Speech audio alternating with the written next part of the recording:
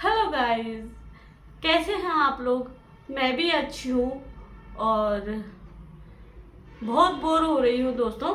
तो आज मैं काम तो मैंने काफ़ी किए हैं सुबह से, और अभी तक देखो 1 बजने वाला है, मैंने अभी तक नाश्ता पानी कुछ नहीं खाया है।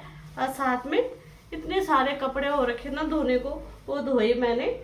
और अब मैं अपने लिए रोटी बनाऊंगी, क्योंकि सब खा पी के तो 1 बज गई है। दूसरी बार लोगों का खाने का टाइम हो गया है। मेरा अभी तक काम ही नहीं निपटा, तो पहले मैं ये काम कर लूँ, उसके बाद मैं अपने लिए रोटी बनाऊंगी, क्योंकि सब खा चुके हैं और मैं हूँ, तो अब रोटी बनाने जा रही हूँ। मन नहीं कर रहा मेरा रोटी बनाने का, क्या करूँ मैं। अभी मैंने कमेटी के पैसे देने भी जाना है, क्योंकि कमेटी की लास्ट डेट है 10 तारीख को। अभी तो खैर अभी 7 है कि 8 है, अभी 7-8 तारीख है अभी। तो अभी मैं चलती हूँ रोटी बनाने, क्योंकि थोड़ी थोड़ी भूख भी लगने लगी है। तो मैं जा रही हूँ दोस्तों रोटी बनाने। तो आप भी चलिए मेरे साथ और मैं बनाती हूँ रोटी। ये आटा गूंथ रखा है और अब बनाऊंगी मैं रोटी। तो चलती हूँ मैं किचन में, और ये आ गई मैं अपने किचन में, आ चुकी हूँ मैं किचन में। अब सबसे पहले मैं अपने लिए 2 रोटी बनाती हूँ।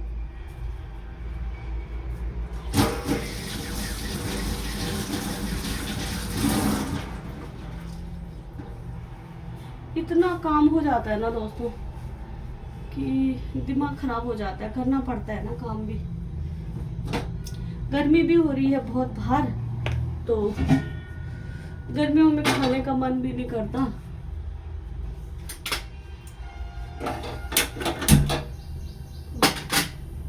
मैंने जला दिया गैस, अब बनाती हूँ मैं रोटी।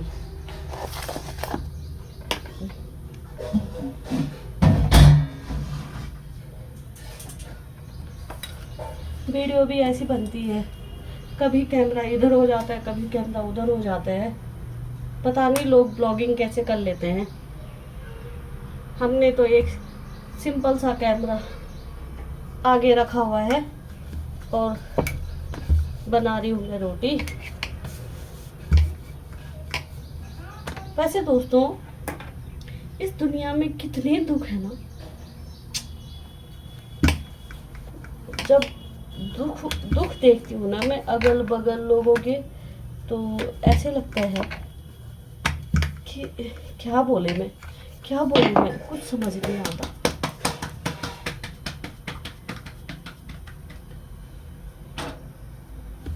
मैं भी इतनी परेशान हूँ ना दोस्तों, अकेली जिंदगी, अकेलापन। आपको पता है दोस्तों, वैसे मैं बताना नहीं चाह रही थी, लेकिन बताती हूँ कि जब मैं 22 साल की बच्ची थी, तो मेरे हस्बैंड की डेथ हो गई थी। मेरे उस समय 2 बच्चे थे, एक 3 महीने का और एक साल भर का। और उन 2 बच्चों को पालते पालते मेरी दादी नानी एक हो गई है। उस टाइम पे मेरे घर वालों ने, मतलब मेरे मम्मी पापा ने थोड़ा बहुत साथ तो दिया, लेकिन मेरे जो सास ससुर थे ना, उन्होंने मेरा साथ बिल्कुल नहीं दिया। बहुत बहुत परेशान हूँ मैं अपनी ज़िंदगी से, क्योंकि जब एक औरत अकेली होती है ना, तो न जाने कितनी संघर्ष करती है अपनी ज़िंदगी में। बताना नहीं चाहती मैं कुछ भी अपने घर की रामायण। अपने घर के रामायण बताओ तो लोग गलत गलत कमेंट भी करते हैं, और कोई समझता तो है नहीं आज के ज़माने में दूसरे का दुख।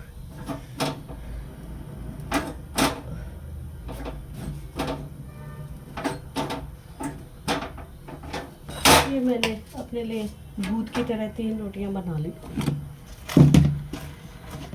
जैसे भूत नहीं खाते 3 रोटी, उसी तरीके से मैं 3 रोटी खाती हूँ। मैं भी तो एक भूत ही हूँ, अकेली भूत। बाहर पे जिस सास ने मुझे धक्के मार के घर से बाहर निकाल दिया था, वो सास बाहर पे बैठी हुई है। वो सास बाहर पे बैठी हुई है अपाइज हो गए। आज से 8-9 साल हो गए मेरी सास को अपाइज हुए, और 8-9 साल से दोस्तों मेरी सास अपाइज है और नाम की सास है। जब मुझे उनकी ज़रूरत थी तो उन्होंने मुझे ना घर से बाहर फेंक दिया था, मेरे बच्चों को और मुझे, कि तू अपना पति खा गई, तू निकल यहाँ से। तब क्या करती मैं, निकलना पड़ा मुझे। फिर थोड़ी बहुत मेरी मम्मी पापा ने सपोर्ट किया मुझे, मम्मी पापा ने, और यहाँ पर देहरादून में मैंने ये घर बनाया। पैसे जोड़ जोड़ के मुझे पेंशन मिलती है। सरकारी जॉब भी मैंने छोड़ दी बच्चों के लिए, क्योंकि उनको किसने पालना था, तो वो भी छोड़ दी। और अब बच्चे बड़े हो गए हैं मेरे, तो अब मेरे को क्या बोलूँ, अब और ज़्यादा दुख तकलीफ़ें हैं। शरीर में भी, बॉडी भी साथ नहीं देती कभी कभी। और जो इंसान को अकेलापन खाता है ना, वो भी उसे दुखी परेशान करता है।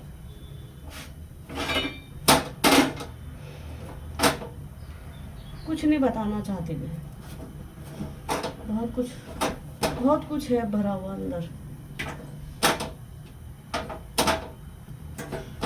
छोड़ो, क्या बताना दुनिया को, दुनिया तो दुनिया ही है। फिर